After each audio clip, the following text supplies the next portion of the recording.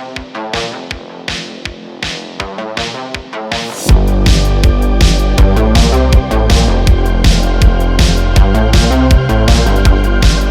and welcome to Diecast Restos for what turned out to be an epic build for all the wrong reasons.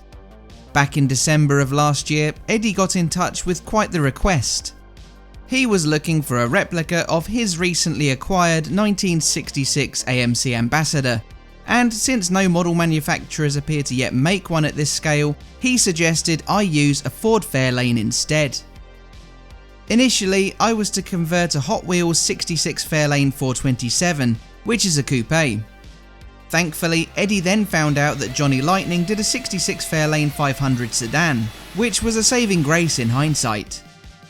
He picked this one up and shipped it over to me in early January to begin my transformation. Now, I'd never even heard of an Ambassador, let alone seen one. We never received them here in the UK. Initially, I thought it looked near identical to the Fairlane, aside from the horizontally pointed grille. Easy, I thought. How wrong I was. So for the uninitiated like myself, here's a bit of background. The American Motors Corporation was formed in 1954 as a merger between the Nash-Kelvinator and Hudson automobile companies. At the time, it was the largest corporate merger in US history, and in doing so, it became the fourth largest vehicle manufacturer in the country behind Ford, General Motors and Chrysler. AMC began consolidating the Nash and Hudson product lines in 1955, with production moving to Nash's Kenosha plant. Hudson's were redesigned to harmonise with Nash's body styles as a result. The two brands' dealership networks would remain separate.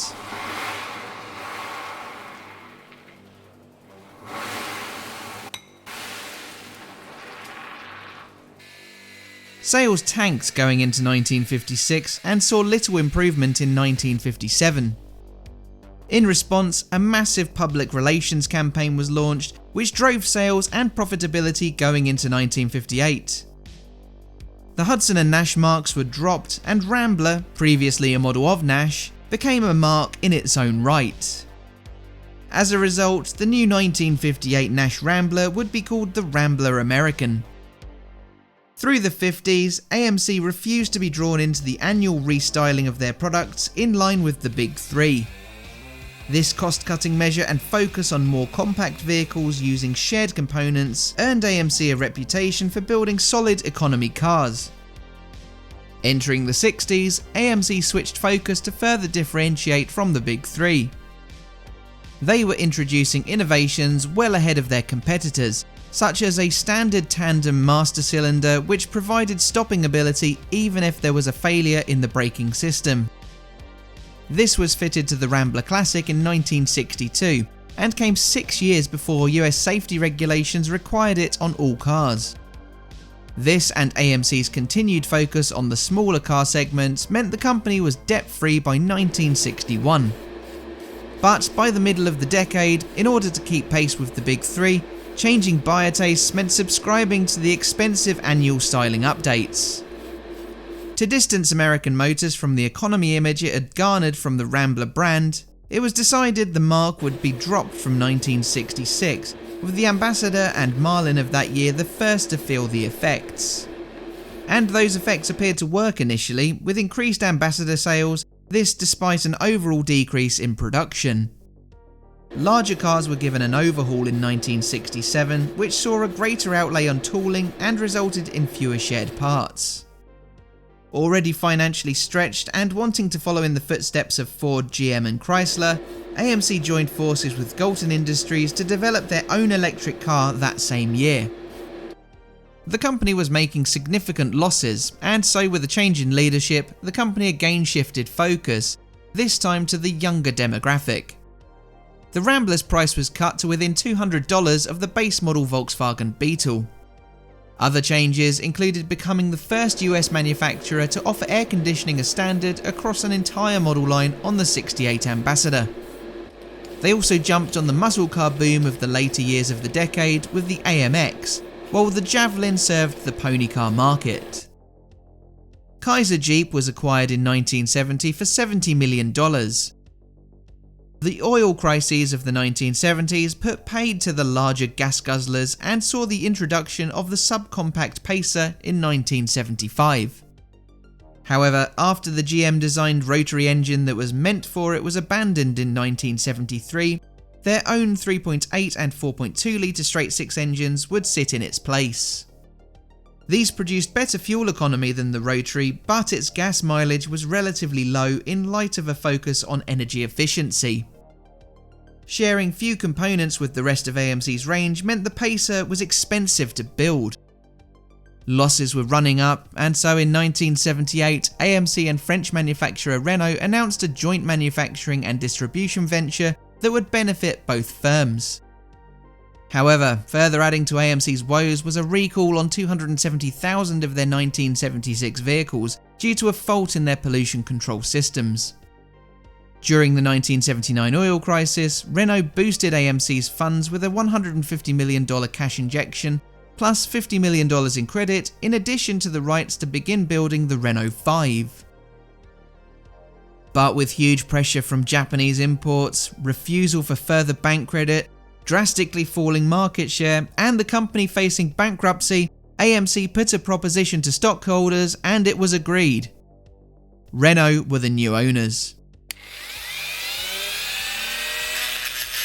Back to the AMC story shortly while I tackle the issue of the front end. I hadn't anticipated just how prominent that horizontal pointed nose of the 66 Ambassador was. So as much as it hurt to do, I ground the metal down in order to give it a more slanted fascia. Then I could build it up again using 2-part epoxy putty. Following Renault's takeover, AMC's range of vehicles were gradually taken out of production, with only the Eagle and Jeep models available after 1983. This was in order to concentrate on the Renault Alliance, the first joint product of the partnership. This was a front-wheel drive Renault 9 restyled for the US market and produced at Kenosha. Some cars would carry AMC badging. It was well received and sold reasonably well at first, but it was let down by a poor distribution and dealership network that gave it a bad image. French ownership also brought problems for AMC's profitable defence contractor arm, AM General. The US government were not keen on a foreign government-owned firm owning a defence supplier, and so AM General was sold off. Things were not all rosy with Renault either. They were forced into plant closures and mass layoffs at home. Renault chairman Georges Besse was a high-profile capitalist. He was assassinated in November 1986 by a far-left extremist group in Paris. The new president of Renault sought to repair employee relations, and so in 1987, Chrysler agreed to buy Renault shares in AMC.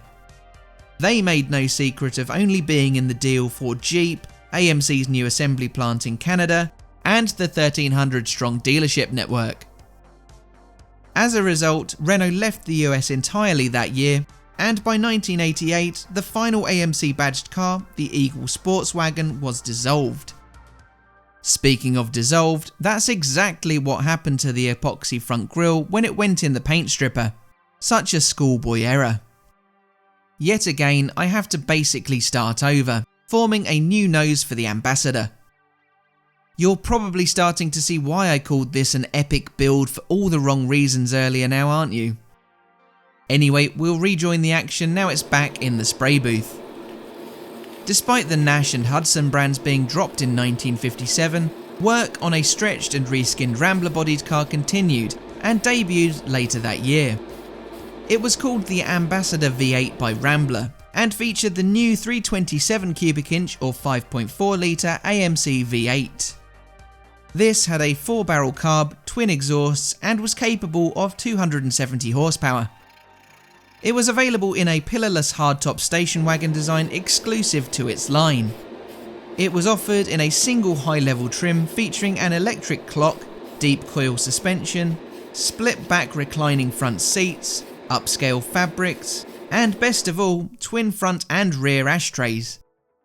It could also be equipped with a limited slip differential, power brakes, power steering, power windows, air conditioning, and optional lap seatbelts.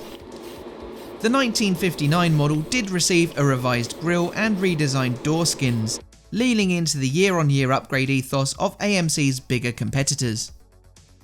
The second generation arrived for 1960, which again featured new fenders, hood, door skins, roofline, grille, taillights, bumpers and windshield. Pretty substantial. It was available in the same 4-door body styles as its predecessor. The V8 was carried over, though a 2-barrel carburetted version was offered as an economy option. The pillarless hardtop sedan and station wagons were dropped for the 1961 update, and it received a distinct new trapezoidal grille. This wasn't well received, and so for the 3rd gen 1962 model, a more conventional look was adopted, albeit on a smaller platform to match the Rambler Classic. These were now marketed as Rambler Ambassadors. This was a cost-saving measure, as an all-new and revolutionary Ambassador was on its way for 1963. This had a longer wheelbase, but it was actually shorter in total due to body overhangs. The cleaner design shared even more parts with the Classic. Instead of a body-on-frame construction, the Ambassador now used a unibody structure.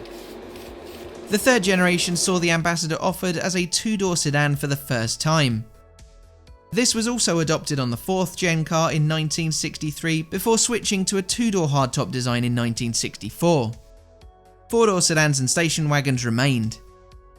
All models in the Rambler range were bestowed with the Motor Trend Car of the Year award in 1963 following its success.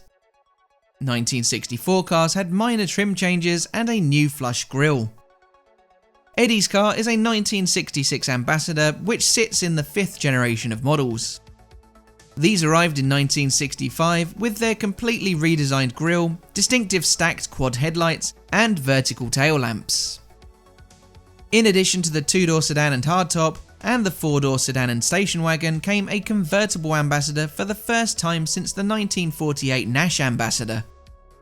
It was now offered with a 232 cubic inch straight 6, a 287 V8 or the traditional 327 V8. The 1966 model had only minor changes over the 65 car. It can be distinguished by 2 trim pieces that serve as stylistic extensions of the grille wrapping around onto the fenders.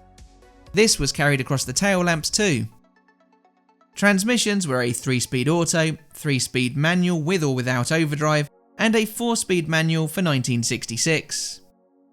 It was during this year that the Rambler name was dropped in favour of the AMC branding. A completely restyled Ambassador arrived in 1967 which was longer, lower and wider than the 5th generation. It was now standard sized, meaning it competed with Ford's Galaxy, Chevy's Impala and Plymouth's Fury. A convertible was offered for the final time on 1967 model year Ambassadors. The car adopted a more rounded appearance with Coke bottle style fenders, but kept the stacked headlights. An all-new line of V8s were utilised on the 67 car, which spanned from 290 to 390 cubic inches. There were minor styling changes in 1968 ahead of the 7th generation's arrival in 1969. Gone were the vertical headlights, replaced by horizontal quad lights. There was less chrome on the grille, which was mostly blacked out aside from a single chrome bar. 1970 models had a restyled rear and a returning chrome front grille, along with further new engine options. The 7th gen continued for a 3rd successive year going into 1971 with a new front fascia. It would continue with minor year-on-year updates to 1974, when the 8th and final generation Ambassador arrived. Sales had remained steady up until this point. The new car was stretched by 7 inches to accommodate front and rear energy absorbing bumpers. The 4-door sedan or station wagon was offered with 304 to 401 cubic inch V8s, but came at a time when full-size vehicle sales were crumbling. With AMC ramping up for the production of the new compact Pacer, and in order to simplify production, AMC chose to reduce its model lineup. The final Ambassador rolled off the Kenosha assembly line in June 1974, bringing to a close a nameplate whose origins run back to 1927. So that was the story of the Ambassador and of AMC as a whole, just as I begin to wrap up this build once and for all. There were a couple of additional bits that Eddie wanted me to rectify after this stage, so instead of recording those, you might be able to spot those changes at the final reveal. About 6 months ago, this was the model I started working on, my first Johnny Lightning. I was challenged by Eddie to turn this Ford into an AMC.